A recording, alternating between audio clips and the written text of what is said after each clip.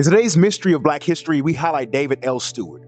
More often than not, conversations stemming around billionaires and morality usually conclude with the sense that though a billionaire literally has billions of dollars, he or she is morally bankrupt. In fact, Matthew 19:24 says, "It's easier for a camel to go through an eye of a needle than for a rich person to enter the kingdom of God."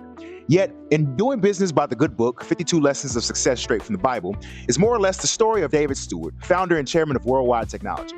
The title of the book comes from the Sunday school class that he and his wife Thelma teach at this church every Sunday. So, who is this billionaire who, for all intents and purposes, is morally richer than his actual net worth? David Steward was born July 2nd, 1951 in Chicago, Illinois, and when he was young, the family moved to Clinton, Missouri.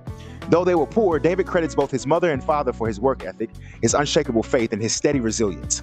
The family was large, and with 8 kids, David's father held down a number of jobs: a mechanic, a part-time janitor, a trash collector, a night watchman, and a server at holiday parties.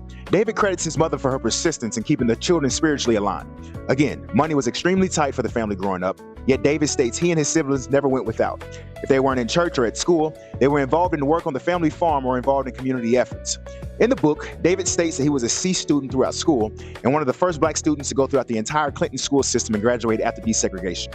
With the strong examples he had from his mother and his father, there would be no one who worked harder than him and no test strong enough to break his faith. These intangibles would prove to be necessary for David because after graduating from Central Missouri State in 1973, he stated that he had sent out roughly 400 resumes and averaged 2 to 3 interviews a week for the next 3 years. Pushing through the discouragement, David landed a job with the Missouri Pacific Railroad Company. However, his biggest win came amid his 3-year period of rejection. Proverbs 18:22, "He who finds a wife finds a good thing and obtains favor from the Lord." This verse describes David's success in a nutshell. In 1975, he met his wife Thelma, and the couple would grow closer to each other as adversary would periodically show its face. David was an admirable worker and had climbed the corporate ladder.